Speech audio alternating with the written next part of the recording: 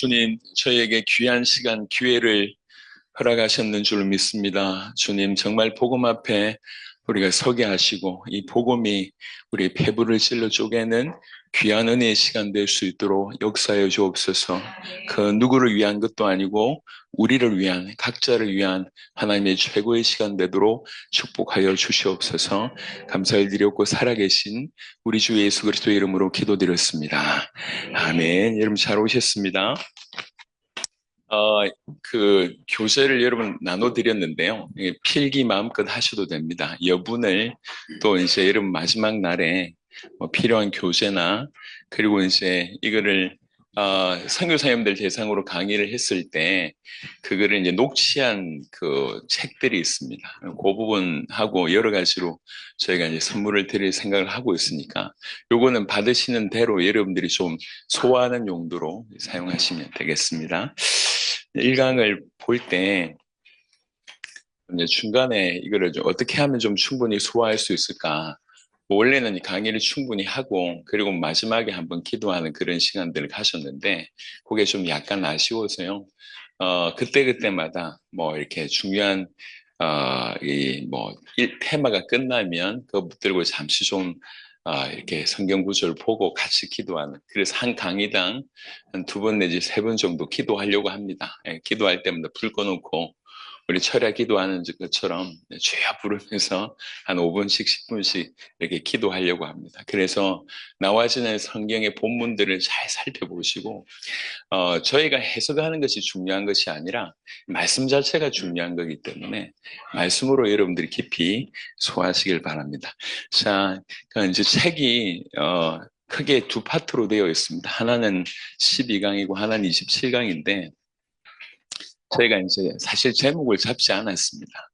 그래서 그냥 저희가 12강, 27강이라고 편안하게 얘기하는데 왜 그러냐면 그래도 이제 크게 얘기한 게 성경의 복음이라고 하는 표현을 쓰는데요. 이거는 보통의 지금 진행되는 걸 보면 성경에서 이렇게 몇 구절 이렇게 뽑아내서 본인들의 색깔을 입히는 경우들이 사실은 많습니다. 거의 대다수입니다. 그러니까 복음적이지만, 성경적이지만 성경 그대로가 아닌 경우들이 굉장히 많습니다. 그래서 저는 어떤 뭐 1원리, 2원리, 원리를 만들어서 전하는 거에 대해서는 굉장히 좀 거부감이 있습니다. 원리가 없지는 않겠지만 무슨 원리가 그렇게 많은지 매주 3가지씩 나오고 그리고 오만 원리를 만들어내더라고요. 나중에 전해놓고 본인도 몰라요. 그러니까 그러면 원리를 만드는 것보다 성경 자체에서 뭐라고 얘기하는지 100% 성경 그대로의 우리가 뭐 이렇게 짜집기 한 게 아니라 100% 그대로의 복음이었으면 좋겠다는 마음으로 제가 성경의 복음이라고 표현을 씁니다. 예, 이런 의미고 원래 12강은 저희가 계속 해외 사역을 해오다가 어떤 때 충격을 받은 적이 한 번 있습니다. 사역을 나가기 전에 저희가 뭘 전해야 될지를 좀 정리하고 강의를 했었는데 제가 이제 이 사람에게 말씀을 전했어요. 그리고 이제 이 사람들이 나라에 갔는데, 아프리카나 이렇게 나라에 갔는데, 분명 제가 전한 거하고 약간 다르게 전달하고 하고 있어요. 그리고 2부 순서도 같더라고요.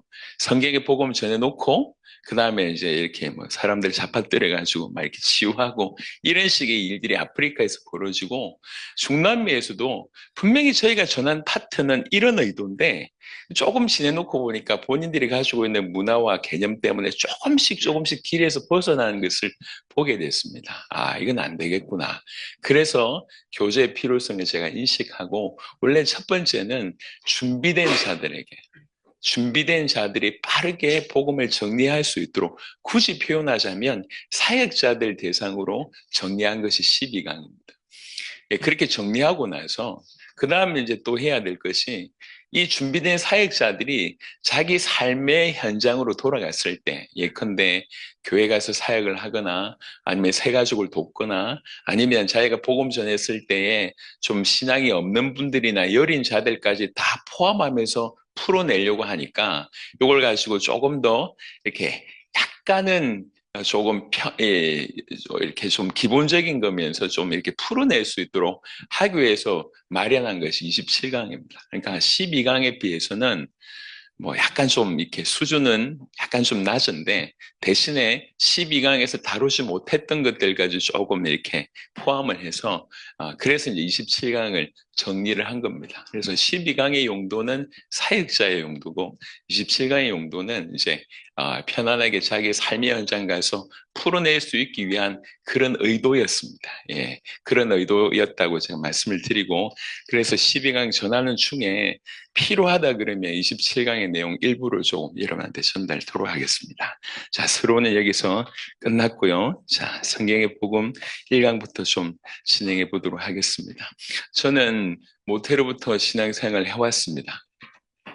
50몇 년째 교회를 다니고 있는데요. 제가 좀 많이 아이러니한 게 교회에서 잃어버린 게 참 많은 것 같아요. 그러니까 뭔가 뭔 얘기를 하고 있냐면 뭔가를 많이 사용하고 있지만 정작 그 사용하는 단어의 의미를 잃어버린 경우들이 너무 많다는 거죠. 예를 들면 뭐 이렇게 모든 사람들이 이렇게 교회 다니는 모든 사람들에게 이제 구원받았냐고 얘기하고 구원받았다고 생각하지만 정작 구원이 뭐냐라고 물어보면 이게 퀘스천 마크인 거예요. 뭔가 신학교에서 배우기도 했고 그다음에 뭐 많은 얘기를 하고 있지만 구원이 선명하지가 않습니다. 우리가 와서 예배 자리에서 늘 예배를 드리잖아요. 예배가 뭐냐는 거죠. 그러니까 늘 하고 있는 수많은 얘기 중에 예컨대 은혜가 뭐며 우리가 말을 하고 있는 대다수 중에 의미를 모르는 것들이 너무 많고 잃어버린 것들이 너무 많습니다. 그 중에 가장 중요한 건 저는 복음이라고 얘기합니다. 복음을 잃어버렸다. 그래서 제가 이 글을 이제 한국에 있는 사람들에게 그냥 교회에 다니는 사람들에게 교육용으로 쓴 게 아니라 어쨌든 저는 세계복음 하고 싶어서 그런 마음으로 이걸 정리했거든요. 아까 이제 다 아시는 내용이지만 또 이 자리에 처음 참여하신 분들 중에 모르는 분이 있어서 예, 식상하지만 폭탄 얘기를 또 하겠습니다. 저는 군대에서 폭탄을 맞았고요. 폭탄이 터졌어요. 그래서 군대 고참에 이렇게 들고 있다가 불발탄 들고 있다가 이렇게 묻어 있는 흙을 털다가 이제 터졌어요. 그런 일은 잘 없습니다. 군대 안 갔다 오신 분들 그냥 긴장 안 하셔도 돼요. 예, 폭탄 맞는 사람들 60만 명 군인 중에 그 한두 명 거의 없습니다. 그러니까 걱정 안 하셔도 돼요. 여하튼 저한테는 그런 일이 있었어요. 그래서 그 사람 그 자리에서 갈기갈기 지켜서 죽고 저는 파편을 2대 맞았습니다. 한 대는 제 왼쪽 다리에 여전히 박혀 있고 또 한 대가 여기에 맞았어요. 여기에 그 군대 겉옷이라고 하죠. 군인들의 겉옷 야상 주머니에 제가 성경 암송 카드를 하나 넣어놨는데 거기에 맞아서 제가 살아났습니다. 그게 91년 10월 28일에 있었던 일입니다. 33년째 저는 항상 제 발에 박혀 있는 파편을 느끼면서 살고 있습니다.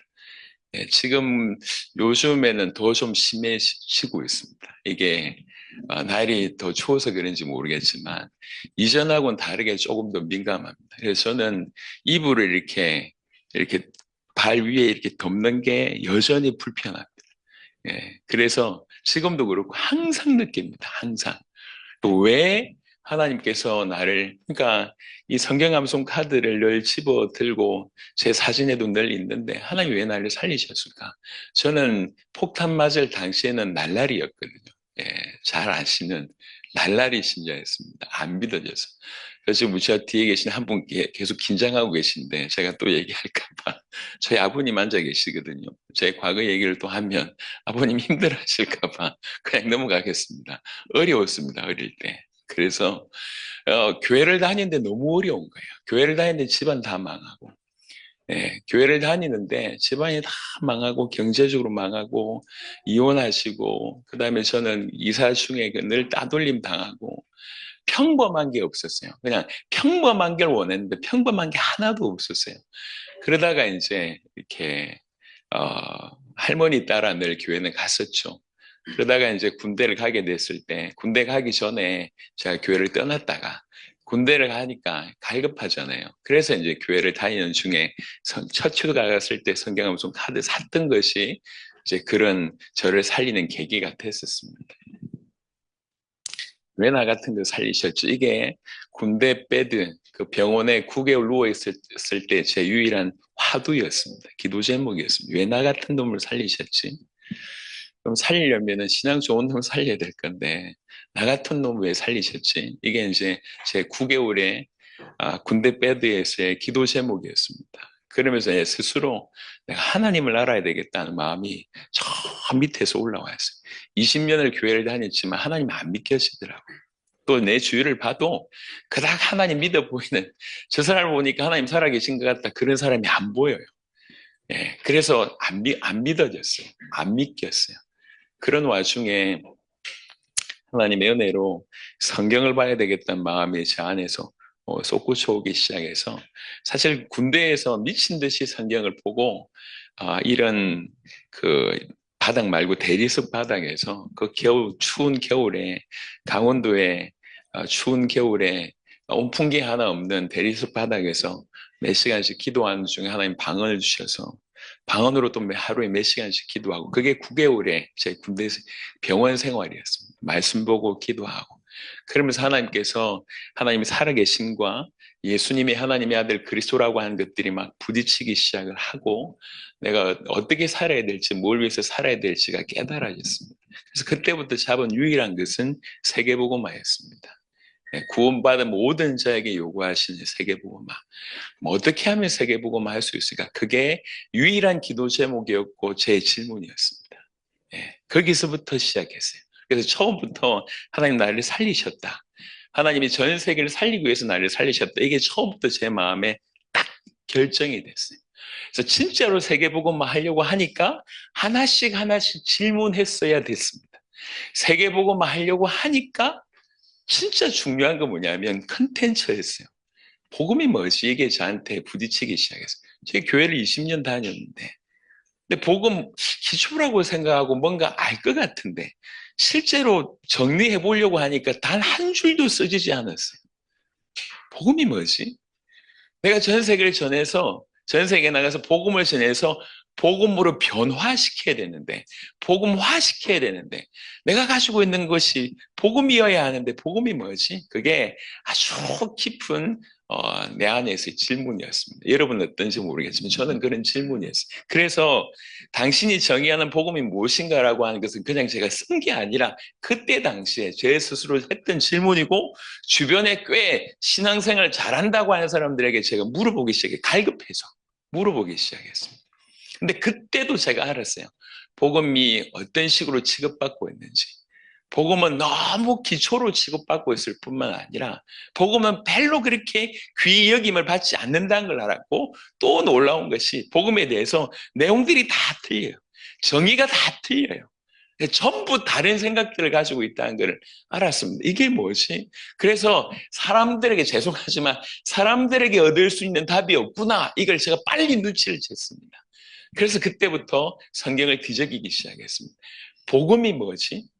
그러니까 저는 복음을 전해야 되니까 주목했던 것이 신약 성경에 사도들이 뭘 전했는지를 주목하기 시작을 했습니다. 오늘 성경의 복음은 사실 거기서부터 출발합니다. 그러면서 이제 두 번째 보면 복음이라고 하는 똑같은 이름을 쓰지만 사실은 참된 복음이 아닌 다른 복음이라고 하는 것이 우리를 장악하고 있구나. 갈라디아 1장 6절부터 9절 말씀입니다. 이 교재에 다 있으니까요. 갈라디아 1장 6절부터 9절 조금 이따 같이 기도할 내용입니다. 이렇게 성경 구절을 잘 보시길 바랍니다. 그리스도의 은혜로 너희를 부르신 이를 이같이 속히 떠나 다른 복음을 따른 것을 내가 이상하게 여기노라. 지금 대상자는 갈라디아 교회입니다. 그때 당시에 예수님을 믿으면 분명히 핍박에 있는 그 당시에 예수님을 믿어서 교회로 존재하는 사람들이에요. 그들에게 지금 편지를 쓰는데 사도 바울은 굉장히 안타깝게 편지를 씁니다. 어떻게 이렇게 빨리 너희를 부르신 그 하나님, 그 그리스도를 이같이 속히 떠나냐? 그리고 다른 복음을 따르냐? 내가 이것을 너무 이상하게 여기냐? 어떻게 이럴 수 있냐라고 얘기합니다. 그러면서 7절에 다른 복음은 없나니 복음이라고 하는 것이 여러 가지가 아니다. 다른 복음은 없다. 다만 어떤 사람들이 너희를 교란하여 그리스도의 복음을 변하게 하려 합니다. 이게 목적입니다. 이게 목적입니다. 오늘날 지구상의 수많은 교회 안에 다른 복음이 존재하는 이유는 그 목적이 뭐냐면 그리스도의 복음을 변하게 하려 합니다. 이게 목적이에요. 그리스도의 복음이라고 한 것들을 변질시키는 거예요. 그러나 우리나 혹은 하늘로부터 온 천사라도 우리가 너에게 전한 복음 외에 다른 복음을 전하면 저주를 받을지어다. 제가 요 구절 가지고 이제 한번 이렇게 얘기했습니다. 사도 바울이 교회를 저주했다. 요 제목으로 제가 메시지를 한번 전한 게 있습니다. 여러분 이 구절 그대로 빼면 지금 사도 바울이 갈라디아 교회를 저주하고 있어요. 돌려서 얘기하고 있지만 우리나 혹은 하늘부터 온 천사라도 우리가 너에게 전한 복음 외에 다른 복음을 전하면 저주를 받을지어다 라고 얘기하잖아요. 지금 다른 복음 가운데 있고 다른 복음을 전하는 자로 갈라디아 교회가 전락했습니다. 그래서 사도 바울이 갈라디아 교회를 저주해요. 사도가 교회를 저주하는 그런 형국이라는 거죠. 9절에 우리가 전에 말하였거니와 내가 지금 다시 말하노니 만일 누구든지 너희가 받은 것 외에 다른 복음을 전하면 저주를 받을지어다. 자, 여기서 사도 바울일 수밖에 없는 이유를 제가 보게 되는 것 같습니다. 사도 바울은 복음에 대해서 타협이 없었습니다. 우리는 그냥 둘이 뭉실 복음이라고 얘기하지만 하나님 얘기하면 복음이고 성경 얘기하면 복음이라고 얘기하지만 사도 바울은 선이 분명했어요. 분명했습니다. 갈라디아 1장 배경을 잠시 설명드리면 여러분 잘 아시겠지만 갈라디아 교회는 이스라엘 밖에 있는 땅이잖아요. 이방 사람들이 교회를 주를 이루고 또 예루살렘, 그러니까 이스라엘 사람들 중에 유대 배경 가운데 있던 과거의 구약 성경부터 시작해서 유대 배경 가운데 있던 사람들이 들어와서 교회를 이루고 있는데 유대 배경 가운데 있는 사람들이 얘기하기 시작을 하는 거예요. 예수 믿는 거 좋다는 거지. 예수님을 그리스도로 믿는 거 좋은데 율법 지켜야 되지 않겠냐? 구약도 하나님께서 주신 약속이잖아. 구약 율법 지켜야지. 안식일 지켜야 되고 절기 지켜야 되고 구약에 얘기했던 그 300 몇십가지 그 율법 지켜야 되지 않겠어라고 얘기를 하는 거예요. 그러니까 틀린 얘기를 하는 게 아닙니다. 저 부처 얘기를 하는 게 아니라 마호멧 얘기를 하는 것이 아니라 교회 밖에 얘기를 하는 것이 아니라 성경 밖에 얘기를 하는 게 아니에요. 성경 가지고 얘기하는 거예요. 성경 가지고 너무나 그럴듯한 얘기를 하는 겁니다. 예수 믿는 거 좋다는 거지. 나도 예수 믿어. 그런데 구약의 율법도 지켜야 되지 않겠냐? 요 주장입니다. 요 주장이 교회에 흘러 들어온 거예요. 그러니까 겉으로 볼 때는 정말 복음처럼 보입니다. 하나님 얘기하고 율법 얘기하고 구약 얘기하고 성경 얘기하잖아요. 이 부분에 사도 바울이 이렇게 정확하게 끄은 겁니다. 그 구약의 모든 그 율법들, 특별히 의식법들, 그리스도를 전부 지향하고 있고 그리스도께서 그것을 이루셨기 때문에 그건 그림자에 불과하다. 실체가 왔는데 왜 우리가 그림자에 머물러야 되냐? 이게 사도 바울이 전했던 내용입니다. 교회밖에 아니라는 거죠. 여러분 이게 갈라디아 이 서를 쓴 것이 제가 알기로는 예수님 십자가 사건 후에 30년도 안 된 AD 55년, 56년경에 써졌다고 저는 알고 있습니다. 그러니까 불과 30년이 안 지났어요. 그 30년이 안 지난 그곳에 이 침투에 들어오기 시작을 하는 거예요. 또 한 구절 보겠습니다. 고린도후서 11장 3절 4절 뱀이 그 관계로 하와를 미혹한 것 같이 너희 마음이 그리스도를 향하는 진실함과 깨끗함에서 떠나 부패할까 두려워하노라. 사실은 이것도 말을 돌리는 겁니다. 이미 부패했다는 거예요. 4절에 보면 만일 누가 가서 우리가 전파하지 아니하는 다른 예수를 전파하거나 혹은 너희가 받지 아니하는 다른 영을 받게 하거나 혹은 너희가 받지 아니하는 다른 복음을 받게 할 때에는 너희가 잘 용납하는구나. 여러분 고린도 교회의 배경을 조금 아시겠지만 고린도 교회 문제가 너무 많았습니다. 원래 그 땅이 타락한 도시로 이름 있는 곳입니다. 그래서 그때 당시에 일어났던 그 유행어 중에 하나가 뭐냐면 너무 타락한 사람들 보고 고린도인스럽다 이렇게 별명이 붙여질 정도로 아주 타락했던 곳이 고린도였습니다. 거기 교회가 선 거예요. 그 교회 안에 분명히 예수님을 믿어서 교회가 되었지만 그 문제 안에, 그 교회 안에 너무 많은 문제가 있습니다. 그 고린도 교전서에 보면 그런 문제들이 언급되고 있잖아요. 그래서 고린도전서 13장에 대한 그 사랑이라고 하는 메시지도 나오지 않습니까? 근데 요는 뭐냐면 왜 교회 안에 그런 문제가 일어났겠냐는 거예요. 고린도후서 11장 3절부터 4절 말씀은 그런 부분에 우리한테 굉장히 중요한 답을 주는 것 같습니다. 결국 행위가 중요한 것이 아니라 가장 중요한 본질을 가린다는 겁니다. 자, 고린도후서 성경을 한번 보겠습니다. 고린도후서 4장.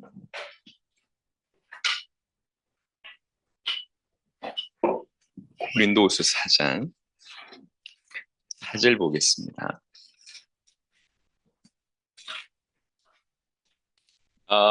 느끼셨겠지만 시종일관 이런 톤으로 진행될 겁니다. 저는 부흥사가 아닙니다. 불러불러 안 할 겁니다. 그냥 차분하게 전할 겁니다.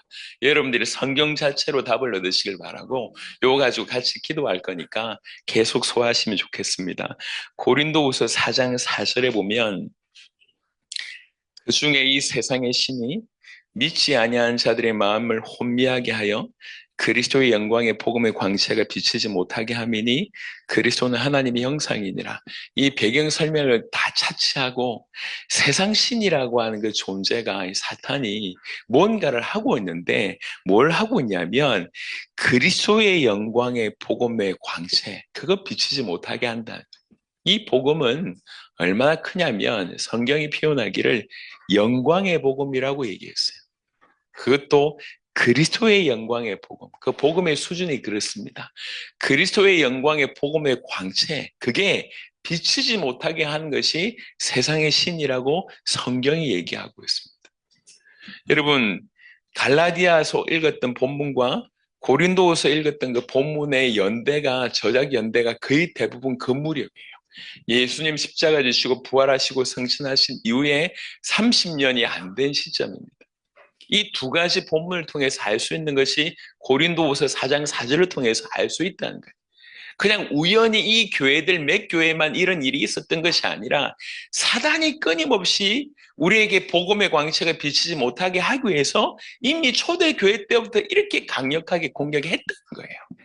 지금은 예수님 십자가 이후에 2000년이 지났습니다. 여러분 교회 건강할까요? 이 땅에 존재하는 그냥 외형적인 교회 어떻게 생각하십니까? 여러분 사실은 이단들은요 그냥 드러나요. 예, 드러나는 이단들이라고. 저 신천지나 뭐 JMS나 저 뭐 이렇게 뭐 하나님의 교회 뭐 이렇게 어머니 하나님 이런 데는 사실 말할 수 없고요. 더 중요한 건 뭐냐면 교회 안에 들어와 있는 자유주의입니다. 이게 더 사실은 심각해요. 그러니까 자세하게 보면 아까 얘기했던 그 갈라디아 1장 7절의 말씀처럼 교회 안에 다른 복음이 존재할까요? 존재하는 수준이 아니라 다른 복음으로 충만한. 예. 그 초대교회 중에 하나였던 갈라디아 교회, 고린도 교회에서 이런 일이 일어났다 하면 2000년이 지난 전 세계 교회, 우리의 교회, 교회는 우리 자신. 내가 복음인 줄 알았는데 너무 많은 것들이 복음으로 다가왔지만 실상은 그리스도의 복음을 변하게 하는 다른 복음이었다고 하는 것을 우리 대면해 볼 필요가 있습니다. 갈라디아 교회에서 사도 바울은 이렇게 얘기합니다. 선을 확 완전히 두 갈래로 나눕니다. 너희가 내가 전한 그리스도의 복음 안에 이 범주 안에 있냐 아니면 다른 복음 범주 안에 있냐 이렇게 얘기하는 거예요. 혹여 우리가 이 다른 복음의 범주 안에 있다고 하면 천사라도 저주를 받을 것인데 예. 복음이라고 뭉뚱그려 얘기하지만 껍데기를 열어보면 그 안에는 다른 복음이 대부분이고 참된 복음을 이게 참 쉽지 않다는 거죠. 이게 저는 세계교회 현장에서 보고 왔습니다. 정말로 안타깝게 세계교회 현장에서 보고 왔습니다. 정말 전 세계 수많은 교회에서 복음은 여전히 기초였습니다. 별로 인기가 없었어요. 정말 공통적으로 최고의 인기 있는 메시지는 치유였습니다. 그놈의 치유. 그렇게 좋아하더라고요. 전 세계 어딜 가도 그렇게 치유가 인기가 많아요. 성공의 메시지 인기 많고, 심리학 메시지 인기 많고, 죄송합니다. 그놈의 리더십 메시지가 뭐가 그렇게 인기가 많은지. 리더십 인기 엄청 많아요. 예수님의 말씀 별로 인기가 없고요. 어떤 뛰어난 목사님이 이렇게 얘기했다. 어떤 뛰어난 철학자가 얘기했다. 어떤 뛰어난 성공자가 이렇게 얘기했다. 그런 얘기들이 판을 이루고 있습니다. 우리는 오늘부터 시작해서 내일하고 모레까지 성경에서 말하는 그 복음이 뭔지에 대해서 부딪혀야 됩니다. 그러려고 하면 먼저 서론으로 실상을 조금 볼 필요가 있다는 거예요. 제가 하는 얘기가 아닙니다. 이미 고린도 교회, 갈라디아 교회에 초대 교회들이라고 얘기하는 그 교회에 이토록 고린도후서 4장 4절에 이 세상의 신이 그리스도의 영광의 복음의 광채를 비치지 못하도록 이토록 강하게 역사했다고 하면 오늘날은 어떻게 했냐는 거죠. 그런데 이게 그냥 좀 돌리면 조금 개선하면 되지 이런 수준이 아니라는 거예요. 너희가 선을 쫙 그어서 이쪽에 있냐 이쪽에 있냐라고 얘기했을 때 너희가 내가 전한 이 참된 복음 안에 있지 않는다면 다른 복음의 범주 가운데 있다고 하면 너희는 저주의 대상이라고 얘기하고 있습니다. 여러분 이게 성경이 좁은 길이라고 얘기를 하잖아요. 좁은 길, 요 길인데 사단이 하는 작업은 뭐냐면 요 길의 옆에도 넓히는 거예요. 이렇게. 그러니까 겉으로 볼 때는 한 길인 것 같아요. 하지만 자세히 보면 이게 좁은 길인데 이 옆에도 길이라고 착각하게 만드는 거예요. 그래서 좁은 길 옆에 길을 평평탄하게 걸으면서 자기는 복음의 길을 걷고 있다고 착각합니다. 이게 다른 복음. 그러다가 넘어지는 거예요. 복음 안에 있다고 생각하면서 저는 지금 다른 교단 다 틀렸고 다른 교회 다 틀렸고 우리만이 복음이다 그런 얘기하는 게 아닙니다. 그런 유치한 얘기를 하고 싶지 않습니다. 우리 지금 이 자리에 모여가지고 우리만 최고다, 복가교가 대단하다 이 얘기를 하려고 모인 게 아니에요. 그러면 저는 처음부터 복음 가득한 교회를 통해서 우리 세대 세계복음을 완성하기를 원했습니다. 그래서 지금까지 저희는 다 헌신했습니다. 다 자비라고 그랬습니다.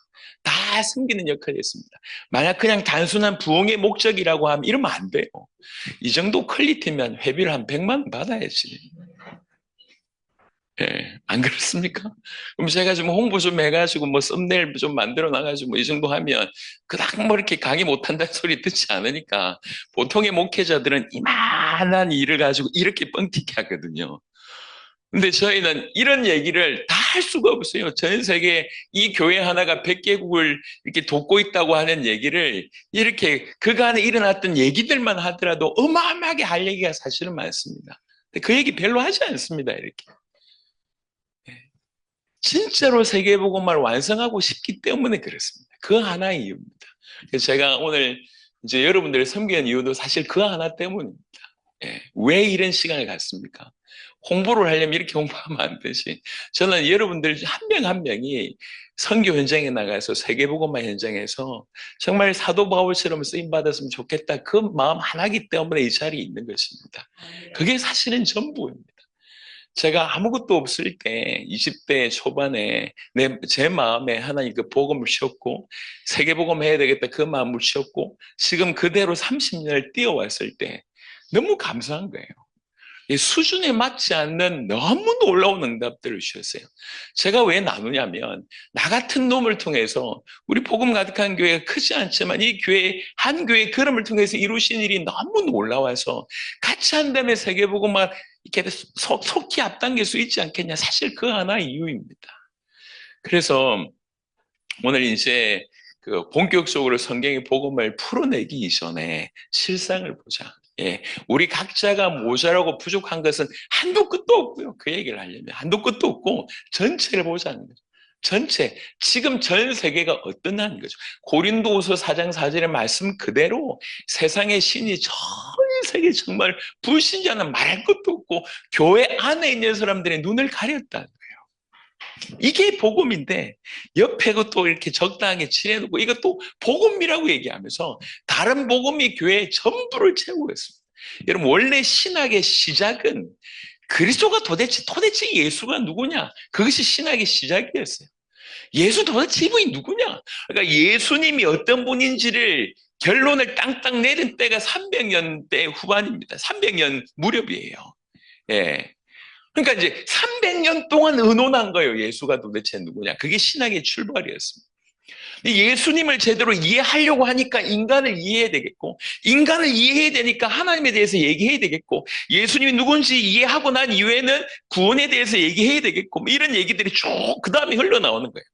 원래 기독론, 이 그리스도를 설명하기 위해서 신학이 생겼는데 어느 시간이 지나놓고 보니까 신학의 과목이 여러 가지 과목이 생기면서 기독론은 그 중에 하나의 과목으로 치부가 되는 거예요.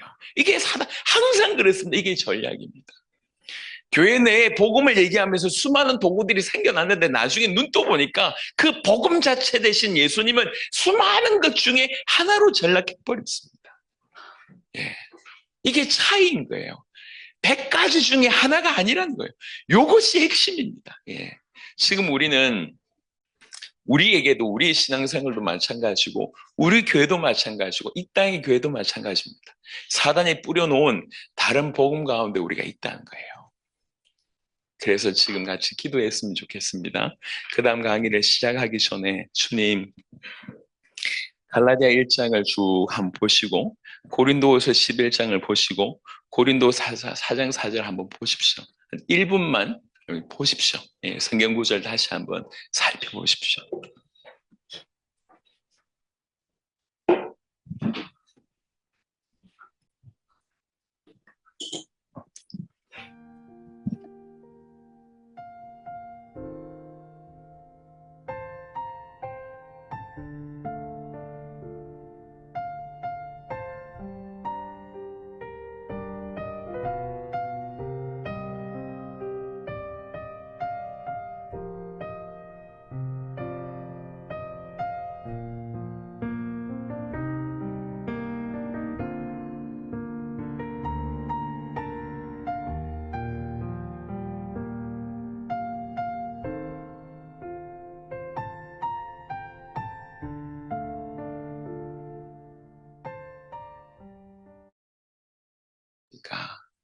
다른 복음이 교회를 장악하고 있는 이 무렵에 하나님이 어떤 마음을 가지고 계실까?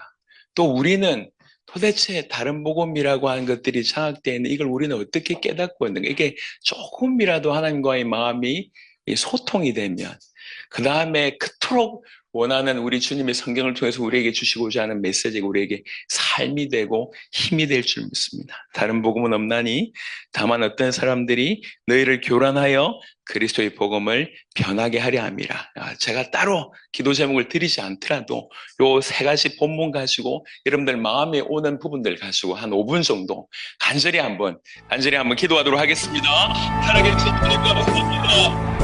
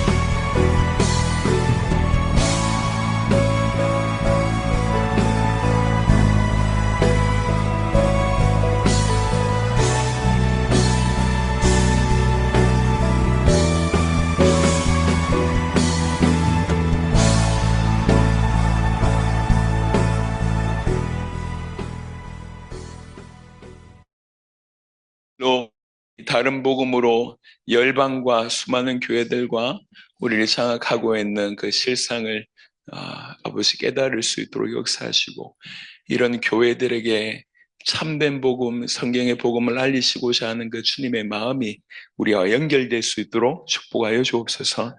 살아계신 우리 주 예수 그리스도의 이름으로 기도드렸습니다. 아멘. 자, 이렇게 계속 진행될 겁니다. 우리 용감한 청해병들에게도, 그리고 이제 우리 한 분 한 분들에게 제가 부탁드리고 싶은 게 있는데, 이번에 와서 배운다 이런 생각하지 마세요. 여러분 충분히 알고 계십니다. 배운다는 생각보다는 조금 더 나아가서 내가 그 아무도 하지 않았는데 내가 내 혼자 세계복음화를 한다. 아니면 하나님이 오직 나에게 세계복음화를 맡기셨다라고 한번 생각을 해보세요. 그 마음으로 한번 도전해 보시면 좋겠습니다. 다른 사람 다 틀렸다는 얘기가 아니라 1대1로 하나님 나에게 세계복음화를 명하셨다. 그럼 나는 어떻게 하지? 저는 사실 그 30년의 질문이 계속 그런 질문이었습니다. 다른 분들 잘하고 말고를 떠나서 아무도 안 한다고 해도 나는 세계복음을 해야 되겠는데 어떻게 하지? 뭐부터 준비해야 되지? 항상 어떻게 하면 우리 세대의 세계복음을 이룰 수 있을까? 그 질문이었습니다. 그러다 보니까 복음에 대한 메시지나 이것들을 구현하는 부분에 대해서 그냥 수동적일 수가 없었던 거죠. 반드시 붙잡아야 될 그 무엇이었기 때문에 좀 남달리 왔던 것 같습니다. 자, 그러면 배경하에 그 다음에 참된 복음에 대한 얘기를 좀 해보겠습니다. 갈라디아 1장에 사도 바울이 얘기했습니다. 우리가 너희에게 전한 복음이라고 한 표현을 사도 바울이 직접 썼잖아요. 그러면 바울이 전한 복음이 뭔지를 살펴볼 필요가 있겠다는 거죠. 바울이 전한 복음이 가장 많이 녹아있는 곳은 로마서입니다. 근데 아시겠지만 로마서는 이미 복음을 알고 있고 교회로 존재하는 자들에게 복음을 깊이 풀어낸 것이라고 볼 수가 있겠습니다. 그 로마서가 다 복음을 얘기하는 것이지만 로마서 1장에는 그 복음을 이렇게 먼저 정의하고 시작합니다. 로마서 1장 2절에 보면 이 복음은 하나님이 선지자들을 통하여 그의 아들에 관하여 성경에 미리 약속하신 것이라 이렇게 됩니다. 이 복음은 복음을 풀어내면서 이 복음은 그의 아들에 관한 것이다 이렇게 정의합니다. 이 복음은 그의 아들에 관한 것인데 선지자들을 통해서 성경에 미리 약속하셨다. 누가요? 하나님이 이렇게 되어 있습니다. 이 복음은 하나님이 약속하신 것이다. 그의 아들에 관해서 선지자들을 통해서. 그러니까 복음은 그의 아들에 관한 것입니다. 이게 로마서 1장의 복음의 시작이었습니다. 그러면서 3절 4절에 그의 아들에 관하여 말하면 육신으로는 다윗의 혈통에서 나셨고 성결의 영으로는 죽은 자들 가운데서 부활하사 능력으로 하나님의 아들로 선포되셨으니 곧 우리 주 예수 그리스도시니라 이렇게 되어 있습니다.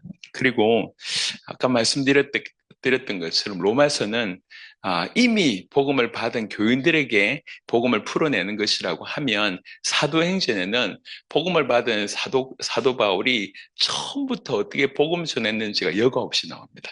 사도행전 9장에 다메섹 도상에서 예수님을 만나게 되죠. 사도 바울이. 그리고 나서 그 예수님이 누구신지를 발견하게 됩니다.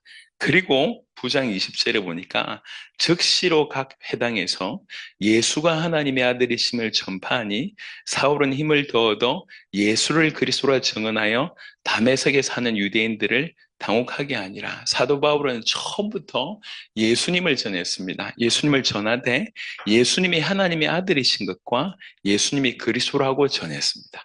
이게 얼마나 중요한지 이제 차차 설명하겠습니다. 일단 사도 바울이 이렇게 전도했다는 겁니다. 사도행전 17장 2절부터 3절, 이제 9장과 17절에 그 시간 간격을 제가 일부러 언급하는데 어떤 분은 15년, 어떤 분은 20년으로 해석합니다. 그 사이가. 사도 바울이 사도행전 9장에서 복음을 받고 이제 사도행전 17장쯤 왔을 때 이렇게 2차 이렇게 순회 전도라고 하는 요 타임까지 왔을 때 기간이 15년에서 20년을 두고 보는 거죠. 근데 이 사이에 사도 바울의 메시지가 변하지 않았습니다. 오히려 변하지 않았을 뿐만 아니라 이 사이에 사도 바울은 성경 전체를 통해서 그리스도를 풀어낼 정도로 깊어졌습니다. 17장 2절 3절에 보면 바울이 자기의 관례대로 그들에게로 들어가서 새 안식일에 성경을 가지고 강론하며, 이때의 성경은 구약 성경입니다. 성경을 가지고 강론하며 뜻을 풀어 그리스도가 해를 받고 죽은 자 가운데서 다시 살아나야 할 것을 증언하고 이르되 내가 너희에게 전한 이 예수가 곧 그리스도라 하니, 사도 바울은 이게 관례가 됐다고 얘기합니다. 자기의 습관이라는 거죠. 항상 그렇게 한다는 거죠. 하는데 뭐라고 하냐면 성경을 가지고 풀어내는 것을, 그게 자기의 습관이었다고 하는데, 어떻게 풀어냈냐면 첫 번째는 그리스도가 어떤 분인지를 먼저 풀어냅니다. 그리스도가 해를 받고 죽은 자 가운데서 다시 살아나야 할 것을 성경을 가지고 증언했다는 거예요. 예, 일단 그리스도에 대해서 분명하게 풀어내고, 두 번째는 내가 너에게 전하는 이 예수가 곧 그리스도라고 얘기했습니다. 이게 틀린 얘기입니다. 여러분, 그때 당시에 이 그리스도에 대한 유대인들의 가지고 있던 생각들은, 다윗과 같은 뛰어난 정치적인 지도자, 지금 안 그래도 로마에 속박이 돼 있잖아요. 그 로마에서 자기 민족을 건져내서 세계 최고의 민족이 되게 하는 그런 뛰어난 다윗과 같은 절대적인 왕의 이미지를 가지고 있었어요. 대부분이 그렇게 메시아를 해석했습니다. 그런데 성경을 들고 그 메시아를 전혀 다르게 해석하는 거예요. 그 메시아는 우리를 위해서 죽으셔야 된다. 그리고 그 메시아는 우리를 위해서 부활하셔야 된다고 하는 것을 성경 들고 증언합니다. 성경 들고. 전혀 다른 해석을 합니다. 근데 전혀 다른 해석인데 가장 올바른 해석을 하는 거죠. 이게 사도 바울이 가지고 있던 차이였습니다. 똑같이 메시아를 얘기하고 똑같이 메시아를 기다리고 있지만 사실 메시아에게서 벗어났어요. 벗어난 거죠. 성경을 통해서, 구약 성경을 통해서 그들이 사용하고 있는 구약 성경, 동일한 성경을 들고 전혀 다르게 해석합니다. 전혀 다르게 해석했다는 얘기보다는 가장 올바르게 해석했다고 볼 수가 있습니다. 자, 여러분하고 성경 몇 곳을 좀 보기를 원합니다. 골로새 1장을 한번 보겠습니다. 지금 사도행전 17장을 설명하고 있습니다.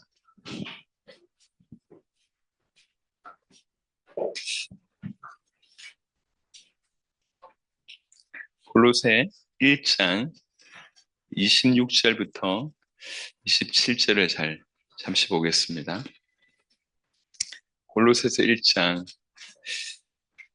이 비밀은 만세와 만대로부터 감추어졌던 것인데 이제는 그의 성도들에게 나타났고, 하나님이 그들로 하여금 이 비밀의 영광이 이방인 가운데 얼마나 풍성한지를 알게 하려 하심이라. 이 비밀은 너희 안에 계신 그리스도시니 곧 영광의 소망이니라 라고 되어 있습니다. 이 비밀이 만세 그리고 만대, 만세는 그냥 뭐 영원 전부터 뭐 만대, 모든 각 세대들까지 만세와 만대로부터 지금까지 감추어졌던 것인데 이제는 그의 성도들에게 나타났고, 지금 사도 바울이 복음을 어떻게 이해하는지 보시라고요. 사도 바울이 이해하는 그리스도는 이런 분입니다. 만세와 만대로부터 감추어졌다가 지금 나타났는데 이게 얼마나 엄청난지를 하나님이 그 성도들에게 알리신다는 거예요. 이 비밀의 영광이 이방인 가운데 얼마나 풍성한지. 사실 이것도 설명이 많이 필요하겠지만 그냥 의미만 조금 전달하기를, 사도 바울은 이 그리스도를 이해할 때에 이렇게 이해한 거예요. 본인이 생각할 때 그리스도가 너무 엄청난 분인 거예요. 이 존재, 그리스도라고 하는 존재가 너무 엄청나서 비밀이라고 설명하고 이 비밀의 영광이라고 설명합니다. 골로새 2장 2절 3절. 이는 그들로 마음의 위안을 받고 사랑 안에서 연합하여 확실한 이의 모든 풍성함과 하나님의 비밀인 그리스도를 깨닫게 하려 함이니. 그리스도 안에 모든, 그 안에는 지혜와 지식의 모든 보화가 감추어져 있느니라 라고 얘기했습니다. 이게 저는 개인적으로, 여러분들도 그렇지만 개인적으로 이제 꼭 따라가고 싶은 롤 모델로 삼을 때 저는 항상 사도 바울을 생각합니다. 왜 그분이 그럴 수밖에 없었을까?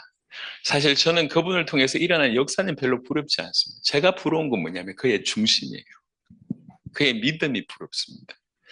그러니까 왜 그분이 그렇게 했을까? 왜 그분이 그렇게 할 수밖에 없었을까? 그러니까 그분의 중심에 대해서 조금 깊이 들여다보면 이런 구절 하나하나가 달리 다가오는, 이분은 그리스도를 이렇게 이해했구나. 이분에게 그리스도는 이런 존재구나. 여러분, 지금 우리는 복음에 대한 얘기를 합니다. 복음에 대한 얘기를 하면서 사도행전 17장 2절 3절을 볼 때 사도 바울이 십수년이 지나도록 여전히 그 그리스도의 충격받아 하고 있다.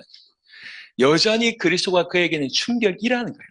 성경 전체를 통해서 충격 정도가 아니라 점점 충격의 강도가 더 심해지고 있는 거예요. 점점 그리스도가 놀라운 거예요. 그래서 그 누구도 그렇게 생각하지 못하고 있을 때 성경을 들고, 그리스도는 그냥 민족적으로 우리를 뛰어나게 만드는 그런 존재가 아니라 우리를 영원한 죄 가운데서, 그리고 영원히 하나님 떠나 있는 그 죽음 가운데서 그 사단의 소나기에서 우리를 다시 살려내기 위해서는 우리를 대신해서 죽으셔야 되는 분이시고 우리를 위해서 부활하셔야 되는 분이시라고 하는 것을 성경을 들고 조목조목 그리스도를 풀어냅니다. 이게 지금 사도 바울이 가지고 있던 가장 강점입니다. 지금 저와 여러분들이 이제 성경의 복음 앞에 지금 서려고 하는데, 일단 제일 중요한 게 뭐냐면 그리스도라고 하는 비밀 앞에 우리 서야 된다는 거예요. 예, 그래 놓고 사도 바울이 이렇게 풀어내고 이제 계속 그런 시간을 가질 겁니다. 그리스도를 충분히 풀어내고 내가 너에게 전한 이 예수가 꼭 그리스도라고 하니, 우리는 예수 그리스도에 익숙하지만 사실은 초대교회 이때, 초대교회 바로 전에 예수님 당대 유일한 사람들의 질문은 뭐냐면 누가 그리스도지? 언제 그리스도가 올까? 수천 년을 기다렸잖아요. 그래서 세례 요한이 왔을 때 이스라엘 전체가 들썩했어요. 저분이 혹시 메시아가 아닐까? 사도행전에 보면 드다라고 하는 사람이 일어났습니다. 조금 뛰어난 사람들이 왔을 때마다 사람들의 질문이 뭐냐면 혹시 저 사람이 메시아가 아닌가? 네.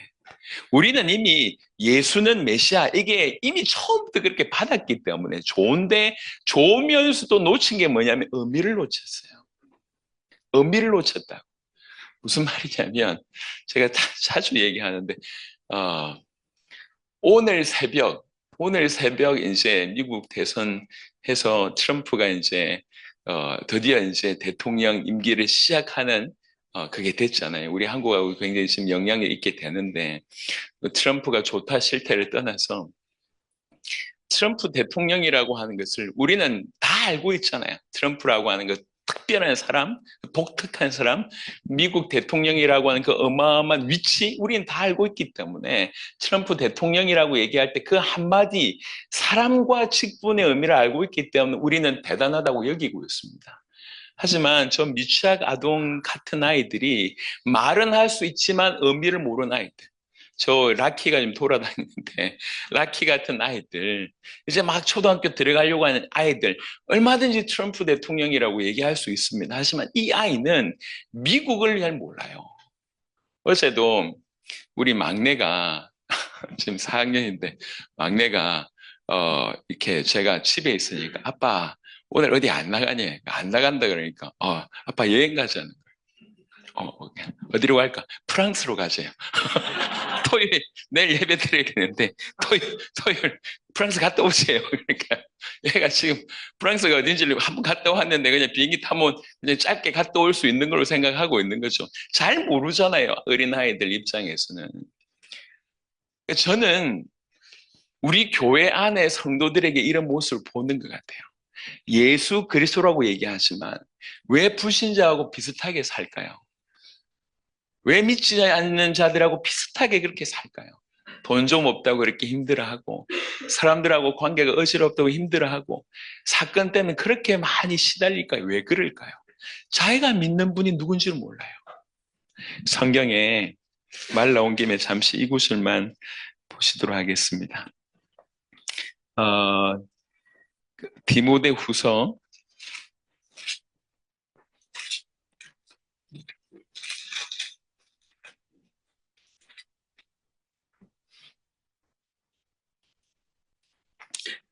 디모데후서 1장 12절에는요, 중요한 얘기를 합니다. 디모데후서 1장 12절. 디모데후서 1장 12절에 이로 말미암아 내가 또 이 고난을 받되 부끄러워하지 아니함은 내가 믿는 자를 내가 알고, 내가 누굴 믿는지 내가 안다. 내가 믿는 자를 내가 알고, 또한 내가 의탁한 것을 그날까지 그가 능히 지키실 줄 확신한다. 오늘날 우리의 교회의 큰 숙제 중에 하나 뭐냐면, 지가 믿는 분, 죄송합니다. 지가 믿는 분을 지가 몰라. 누구를 믿는지 몰라요. 여러분, 그리스도가 얼마나 엄청난 존재인 줄 아십니까? 이 의미를 그냥 지워버렸어요. 그러니까 예수 그리스도라고 얘기하면서 예수는 이름, 그리스도는 성 정도로 알고 있습니다. 예. 이 정도로 알고 있어요. 그러니까 그리스도가, 그러니까 트럼프라고 하는 사람도 대단하지만 미국 대통령, 이게 지금 이제 요번에 당선된 거잖아요. 더 이상 트럼프는 개인이 아니에요. 미국 대통령의 신분입니다. 미국 대통령이라고 얘기할 때 우리는 경험해봐서 알지만 아이들은 모르잖아요. 마찬가지입니다. 그리스도가 사실은 조금만 보시면 이게 어마어마한 존재인데 이 의미를 잃어버렸어요. 예수 믿는다고 하면서도 죄송합니다. 너무 찌질하게 사는 거예요. 찌질하게. 돈 몇 푼에 덜덜덜 떨면서 사는 거예요. 예. 그리스도는 그런 분이 아닙니다. 우리가 믿는 예수님은 그런 분이 아니에요. 사도 바울은 내가 믿는 자를 내가 알고라고 얘기했습니다. 예. 일평생 이 당신이 믿는 그 그리스도가 어떤 분인 줄 알기 때문에 그 죽음의 현장까지 순교하는 날까지 뒤로 돌아보지 않고 계속 나갈 수 있었던 겁니다. 본인이 믿는 그분이 누군지를 알기 때문에. 여러분, 우리가 이번 3일 동안에 무엇보다도 이 그리스도의 위대함을 깨닫게 되시길 바랍니다. 그리고 왜 예수가 그리스도라고 하는 것이 이토록 엄청난 말인지를 알게 된 은혜가 있었으면 좋겠습니다. 여튼 사도행전 17장에 사도 바울이 먼저 한 건 뭐냐면 전부 다 왜곡되어져 있는데 아니면 부분적으로 알고 있는 그 바탕에 성경을 통해서 그리스도를 명확하게 전한 겁니다. 이 시간 동안 15년, 20년의 시간 동안 사도 바울은 그리스도에 깊이 들어갔던 은혜가 있었던 것 같아요. 성경을 통해서 이런 뜻이구나, 이런 의미가 있어 깊이 들어갔기 때문에 어딜 가든지 간에 먼저 그리스도를 풀어냈습니다. 그리고 그 다음에 이 예수가 왜 그리스도인지를 증명했습니다. 장면. 그러니까 유대인들 입장에서는 그리스도에 대해서도 왜곡되어 있고 부분적으로 알고 있기 때문에 유대인들에게 먼저 그리스도를 설명해 놓고 왜 예수가 그리스도인지를 증명한 거예요. 지금도 유대인들은 예수님을 그리스도라고 믿지 않습니다. 그들은 그리스도를 믿습니다. 하지만 예수가 그리스도로는 아니라고 믿는 거예요. 그게 유대교의 입장입니다. 그래서 여전히 그들은 그리스도를 기다리고 있습니다. 그러니까 그리스도를 믿어요. 하지만 예수가 그리스도라고 안 믿는다고. 사도 바울은 그래서 그리스도를 설명해놓고 예수가 그리스도라고 설명한 겁니다. 제가 원래 이번 명절에 파키스탄하고 이제 이라크를 들어가기로 했어요. 이거 뭐 밖에 나가도 괜찮을 것 같아서 얘기하는데 저에게 파키스탄에서 찾은 제자들이 있습니다. 아마도 조금 이따 좀 보실 수 있는 건데 이 파키스탄의 제자들이 복음을 받고 파키스탄 여러 지역에서 사역을 하고 나서요. 이분들이 생명 걸고 몇 명이 아프가니스탄을 들어간 거예요. 그래서 아프가니스탄에서 복음 전해서 제자를 찾았어. 이 사람들을 파키스탄으로 불러냈어요. 그리고 이란에 들어갔어요. 이란에서 찾은 제자들을 불러냈어요. 그래서 여기에 파키스탄 제자, 이란 제자, 아프가니스탄 제자들이 모여 있을 때 저희가 지난 명절에 가서 이분들에게 사역을 했습니다. 복음을 전했고 깊이 있게 풀어줬습니다. 그 중에 한 분은 모스크의 책임자, 세계의 모스크를 맡고 있는 이슬람의 목회자였어요. 예, 이분이 복음을 받은 거예요. 그래서 이제 맨 마지막에 헤어질 때 저를 껴안는데 이게 그냥 단순히 허그가 아니에요. 꽉 껴안더라고요. 예. 제가 그렇게 껴안김을 받아본 적이 별로 없어요. 꽉 손 떨리면서. 그리고 나서 지금 몇 개월이 지났습니다. 계속 아프간에 복음이 전해진다. 이란에 계속 복음이 전해진다. 그래서 요청을 해왔어요. 새로운 제자들이 찾아졌는데 그 모임을 또 할 수 없겠냐. 그래서 새로운 제자들 중에 자르고 해서 리더급 제자들만 또 새로 모아가지고 파키스탄에서 진행하기로 했고 동시에 이라크에서 제자가 찾아졌어요. 그리고 시리아, 요르단, 이집트의 제자가 찾아졌어요. 그래서 이집트에서 이라크, 시리아, 요르단 보니까 수단도 있었고 또 한 나라가 더 있더라고요. 요분들하고 요번에 명절하고 2주간 집회를 하기로 했는데 이게 생각보다 비용이 너무 많이 들어가는 거예요. 그분들이 뭐 이것저것 이렇게 해서. 그래서 이번엔 저희가 안 가고 그 파키스탄 제자만 보냈어요. 이분이 파키스탄 가서 사역도 하고 이집트 넘어가서 사역을 할 수 있도록 그렇게 이렇게 뒤에서 서포트하는 그런 일들 하기로 했습니다. 이분들이요. 그 시리아부터 시작해서 점점 중동 쪽으로 가서 전 이제 그 이스라엘 여부로 좀 가고 있지 않습니까? 이분들이 다 기본적으로 메시아에 대한 개념들을 우리보다 훨씬 더 가지고 있어요. 근데 이분들은 예수가 메시아다라고 한 이게 아직 매칭이 안 되는 거예요. 왜 예수가 메시아인지를. 그러니까 사도 바울이 그때도 이 얘기를 한 겁니다. 그리스도를 정확하게 풀어주고 예수가 메시아라고 풀어낸 겁니다. 저희는 세계 어딜 가든지 항상 요 규례대로 해왔습니다. 그래서 오늘 이 시간 이후부터 요 규례대로 그리스도를 여러분들에게 할 수만 있다면 풍성하게 풀어드리고, 그리고 왜 예수가 그리스도인지를 증명해드리고, 그리고 예수가 그리스도라고 하는 것이 복음임을 우리가 결론 내리고, 이렇게 결론 내린 우리는 어떻게 살아야 되는지에 대한 얘기가 순서가 그렇게 진행될 것입니다. 그래서 먼저 우리가 부딪혀야 될 지점이 뭐냐면 그리스도에 대한 부딪힘입니다. 성경의 복음은 그리스도에 대해서 얘기를 하고 있습니다. 그리스도가 어떤 존재인가? 그게 사도 바울이 전했던 복음의 내용이고요. 사도행전 18장 5절에 실라와 디모데가 마게도냐로부터 내려오매 바울이 하나님의 말씀에 붙잡혀 유대인들에게 예수는 그리스도라 밝히 증언하니. 여러분, 하나님의 사람이 하나님의 말씀에 붙잡혔다고 얘기합니다. 뭘 전할까요? 하나님이 원하시는 가장 바로 그 메시지를 전하지 않겠습니까? 그 메시지는 예수님이 그리스도라고 하는 요 내용이었습니다. 이게 사도 바울이 전했던 복음의 내용이었습니다. 조금 더 살펴보겠습니다. 그리고 나서 한꺼번에 좀 같이 기도하는 시간 가졌으면 좋겠습니다. 원래는 이거 하고 이제 기도하고 하려고 했는데 시간이 생각보다 빨리 가네요. 예. 우리 이제 우리 이게 젊은 친구들은 이게 집중도가 약간 좀 흐려질 수 있습니다. 이해합니다. 예. 지금 끼리끼리 얼마나 열심히 놀겠습니까? 충분히 이해하고 모처럼 모였는데 뭐 이해합니다. 예. 1시간 정도는 시달려도 괜찮아. 점심 먹고 약간 좀 힘을 내면 괜찮습니다. 줄이를 막 틀고 막 이렇게 이래서 우리 성은이처럼 저렇게 서 있으면 괜찮아요. 예, 아이, 뭐, 교장선생님 오셨는데 꼭 그렇게 얘기하셨어야 합니까? 라고 혹시 나중에 얘기할 수도 있겠지만, 우리는 실상을 알아야 되니까. 조금만 참으시길 바랍니다. 자, 지금 저는 사도 바울에 관한 얘기를 했습니다. 근데 사도 바울은 원래 좀 특별한 분이잖아요. 근데 사도 바울만 그런 것이 아니라 사도들이 전부 다 이렇게 메시지를 했다고 하면 사실 저는 이거 정리하면서 슬펐어요. 왜 슬펐냐면 우리가 이만큼 멀리 떨어져 있었구나. 사도들이 목숨 걸고 이렇게 했는데 우리는 이렇게 멀리 떨어져 있었구나. 그게 참 마음에, 야, 이게 그냥 이렇게 달라도 조금 달라면 그래도 어떻게 좀 변명의 여지가 있는데 너무 다른 곳에 있으면서 열심히 한다고 했지만 이게 사도들이 전한 내용, 그리고 또 성경의 기록의 목적, 어떻게 보면 굉장히 중요한 두 명제거든요. 사도들이 뭘 전했냐, 성경이 뭘 위해서 기록됐냐, 요 명제와 오늘 나의 삶을 비교해 보니까 너무 극과 극으로 떨어져 있어요.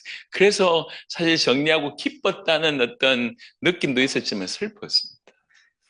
내가 이렇게 멀리 떨어져 있었구나.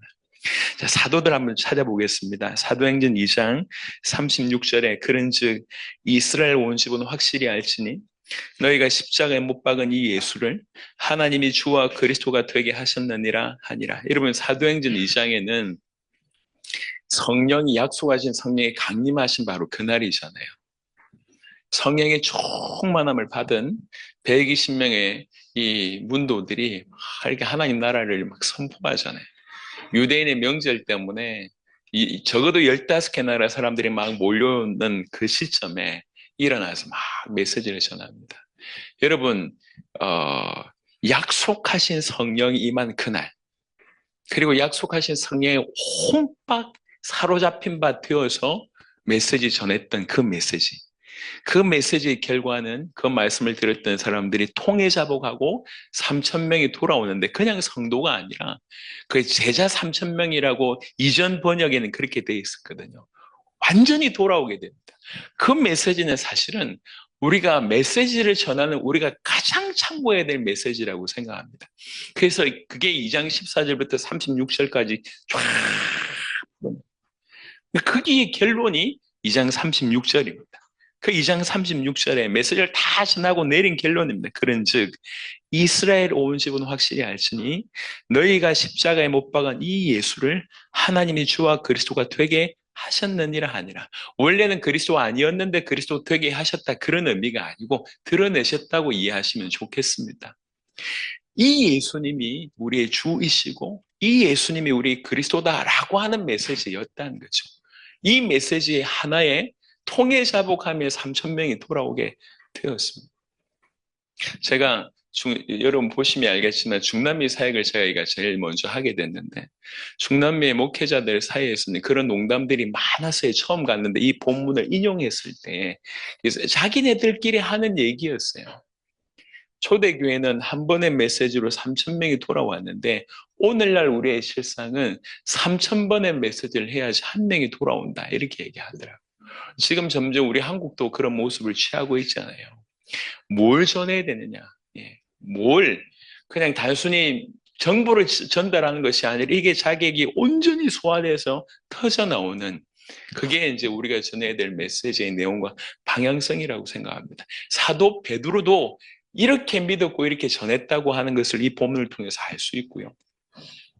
요한일서 5장 1절에 예수께서 그리스도이심을 믿는 자마다 하나님께로부터 난 자니 또한 낳으신 이를 사랑하는 자마다 그에게서 난 자를 사랑하느니라. 이게 사도 요한의 메시지입니다. 요한일서 5장 1절과 요한복음 1장 12절은 같은 말입니다. 같은 말이라고 하는 것을 나중에 설명하겠습니다. 같은 말입니다. 같은 저자가 같은 의도로 쓴 겁니다. 영접하는 자, 곧 그 이름을 믿는 자들에게는 하나님의 자녀가 되는 권세를 주셨다고 얘기했습니다. 영접하는 것은 그 이름을 믿는 겁니다. 이름이라고 하는 것은 그의 전 존재, 그의 전부를 표현합니다. 그러니까 예수 이름을 믿는다는 것은 예수라고 하는 존재, 예수가 누군지를 믿는다는 것입니다. 그러니까 영접하는 것은 그 예수 이름을 믿는 것이고, 예수 이름을 믿는다는 것은 예수님이 누구인지를 믿는다는 것이고, 그 말은 예수님이 하나님의 아들 그리스도라고 믿는다는 것이고, 그렇게 믿을 때 하나님께로 나게 됩니다. 하나님의 자녀가 된다는 것이고, 이 두 가지 요한복음 1장 12절과 요한일서 5장 1절은 같은 말입니다. 이걸 같은 말로 이해할 때에 영접 기도시키면 영접한다라고 하는 그 말이 성립이 안 된다는 걸 알게 됩니다. 영접 기도하면 구원받는 게 아니에요. 영접 기도하는 사람들 중에 진짜 영접하는 사람 소수가 있을 수 있습니다. 하지만 영접 기도 이꼬르 영접 아닙니다. 가장 잘못된 말 중에 하나입니다. 영접해야 됩니다. 영접 기도해도 영접 안 되는 사람들이 사실은 제가 생각할 때는 95% 이상입니다. 제가 많이 당해봤거든요. 많이 전해봤고 많이 당해봤습니다. 수많은 사람들을 복음 전했는데 영접 기도를 꽤 많이 따라하고 영접 기도 따라하는 사람들 중에 10%도 교회를 안 와요. 그 교회원 10%들 중에 나중에 남아있는 사람들이 한 2, 3%도 안 돼요. 그게 제 고민이었어요. 왜 영접했는데 교회를 안 나오지, 인생이 안 바뀌지. 영접 기도한 거지 영접한 게 아닙니다. 영접은 그 이름을 믿는 거예요. 예수가 누군지를 믿는 거예요. 그래서 요한복음 1장 12절과 요한일서 5장 1절과 요한복음 1장 12절 같은 말이다. 좀 이렇게 짧게 말씀을 드렸습니다. 사도 요한도 이렇게 믿었다는 것입니다. 사도행전 5장 42절은 사실은 사도들이 뭘 전했고 뭘 믿었는지에 대한 결정적인 내용입니다. 사도행전 5장 42절에 그들이 날마다 성전에 있든지 집에 있든지 예수는 그리스도라고 가르치기와 전도하기를 그치지 아니하니라. 아멘. 사도들은 가르치기와 전도하기를 그치지 아니하였는데 날마다 그러했고 어느 곳에 있든지 성전에 있든지 집에 있든지 그랬어요. 그냥 미쳤어요. 예수님이 우리가 그토록 기다리던 메시아구나라고 이게 온 마음으로 부딪히기 시작하는데 가만히 있을 수가 없습니다. 이게 사도들의 삶이었습니다.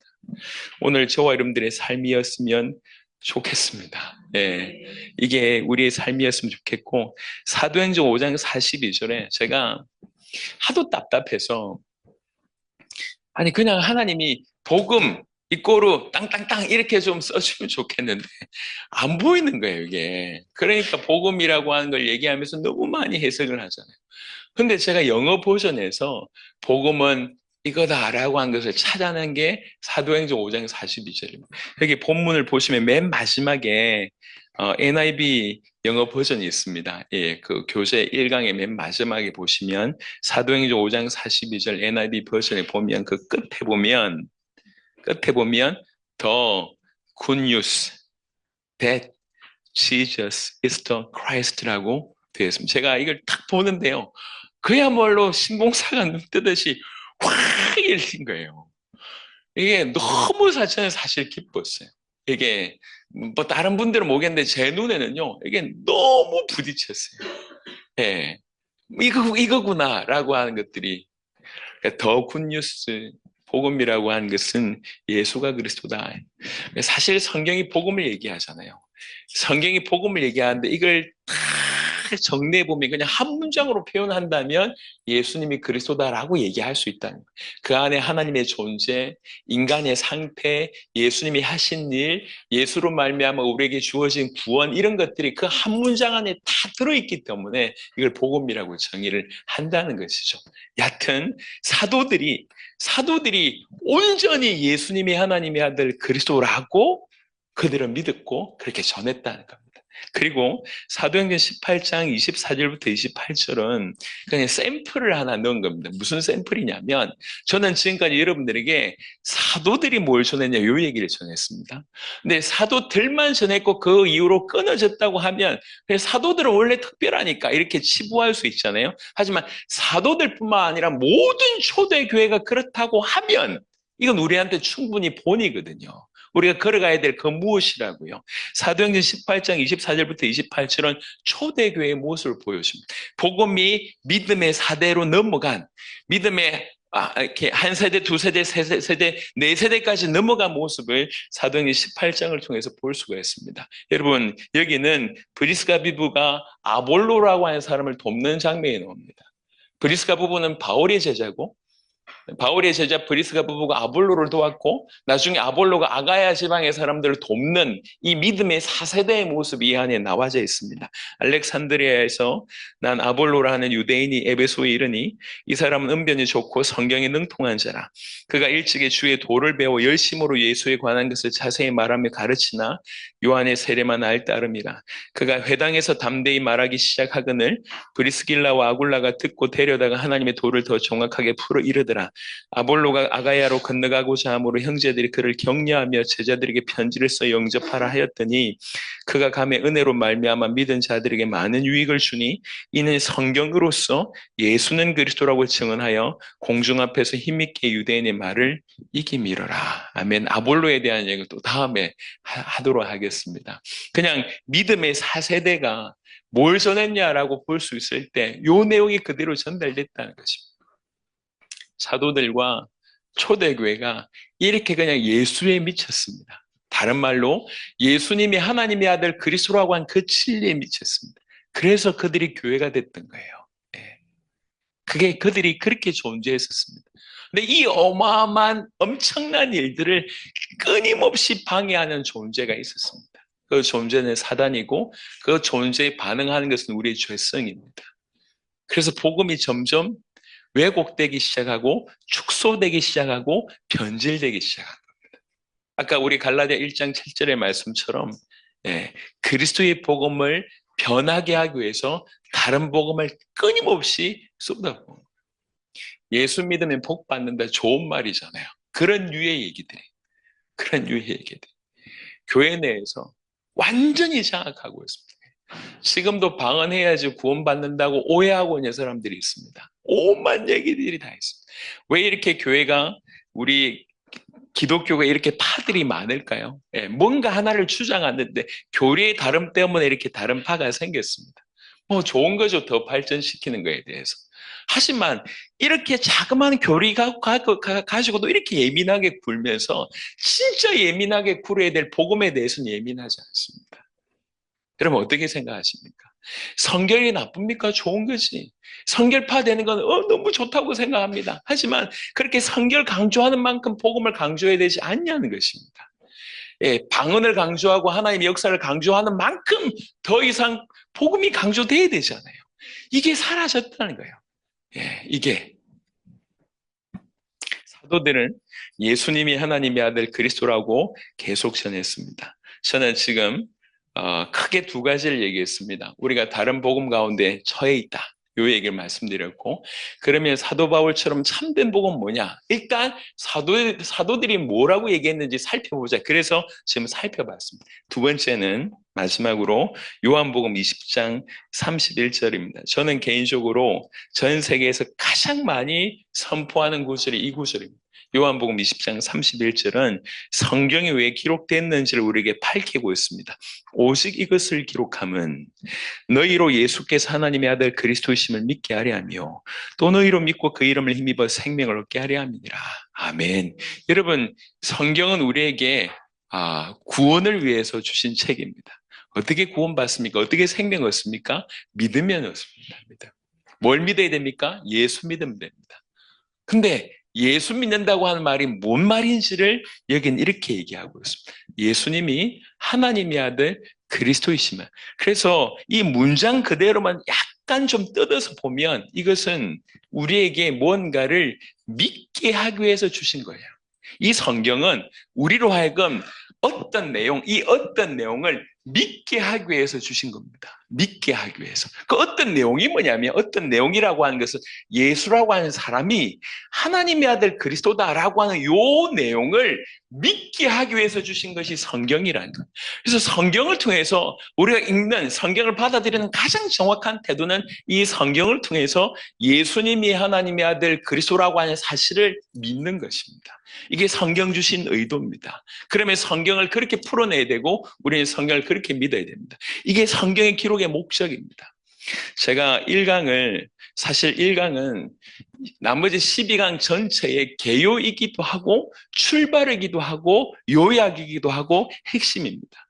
1강에서 사실은 성부를 내는 것이죠. 저는 사실은 이제 해외 나가면 굉장히 지금은 이제 제자들이 다 서서 유하지만 초창기는 해외 나갔을 땐 굉장히 이렇게 날카로웠습니다. 저는 부흥회 하러 간 게 아니거든요. 복음을 전해서 그 속에 있는 제자를 찾기 위함이거든요. 제자 아닌 사람들은 그 자리에서 떠나주면 더 유익하거든요. 그래서 강의가 끝나고 쉬는 시간 때마다 제가 강조했습니다. 집 가기 좋은 날씨다. 빨리 가시라. 안 들리시거나 뭐 이렇게 마음에 부딪히지 않거나 이게 뭐 지금 힘들면 빨리 가시라. 그리고 혹시 뭐 방에 있으면 쉬다 오셔도 괜찮다. 안 들리면 듣지 마시라. 그게 서로에게 유익하다. 이러면서 굉장히 강조했어요. 지금 뭐 유머도 제가 그걸 안 하고, 원래도 유머도 없지만 유머도 안 하고 그냥 인생 막 굳어가지고 지금 살이 좀 붙었는데 처음 갔을 때는 빼짝 말라가지고 이렇게 뭐 운동권 같이 눈 부라리면서 오지 마! 이렇게 쉬는 시간 빨리 가! 이렇게 메시지를 계속 하면서 그 안에 이제 제자를 찾는 그런 시도였습니다. 근데 지금 여기서는 그렇게 하면 안 되잖아요. 그래서 최대한 부드럽게 지금 하고 있지만 마음은요, 정말 여러분들의 이 복음이 여러분 것이 되었으면 좋겠다는 그 간절한 마음이 있는 것입니다. 그래서 이 두 가지 했던 것들을 한번 곱씹어 봤으면 좋겠습니다. 사도들이 이렇게 전했대요. 그 초대교회 성도들의 모습이었다고 합니다. 성경의 기록의 목적이 성경을 수많이 읽으면서 성경의 기록의 목적에 벗어난 사람들이 너무 많습니다. 어느 날 제 방에 어떤 분이 찾아왔어요. 이따만큼 책을 이렇게 가지고 왔더라고요. 자기가 오랫동안 수십 년 신앙생활하고 성경을 그토록 하고 기도를 많이 하면서 결론된 게 있대요. 신앙생활의 결론이 뭐냐? 금식기도래요. 금식기도. 그래서 금식기도에 대한 책을 이만큼 쓰고 저한테 찾아왔어요. 금식기도 하시라고. 그게 신앙생활의 결론이래요. 그래서 금식기도 나쁩니까? 하면 좋지.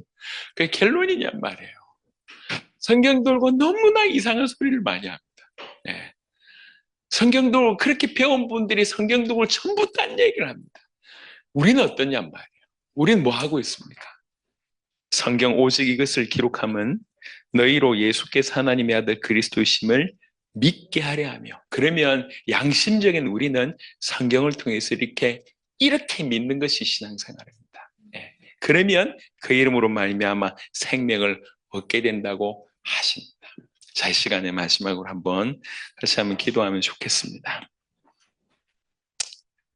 하나님 은혜 주시는 대로 같이 기도하면 좋겠는데, 사도 바울이 그리고 사도들이 전했던 그들이 온팍 예수님에 사로잡혀서 예수님이 하나님의 아들이라고 그리스도라고 가르치기와 전도하기를 그치지 아니하고 어느 때든지 어느 날이든지 상관없이 전했던 것을 보게 됩니다. 주님, 우리에게 이런 은혜를 허락하시고 그토록 성경을 읽으면서 성경이 왜 그렇게 기록됐는지 기록의 목적을 몰랐다고 하면, 주님 정말 성경 들고 성경을 주신 이유대로 이것을 기록한 목적대로 믿을 수 있도록 하나님 역사하시고, 이렇게 명확하게 사도들의 모습과 성경 기록의 목적이 명확하게 성경에 기록되어 있는데 지금 우리는 어느 위치에 있습니까? 얼만큼 멀리 떨어져 있습니까? 주님, 우리가 빨리 방향도 돌려서 행위를 돌리는 것도 중요하지만 우리의 신앙, 우리의 본질이 더 중요합니다. 정말 복음으로 돌아갈 수 있도록 하나님 역사하여 주옵소서. 한 5분 정도 간절히 한번 기도하도록 하겠습니다. 하나님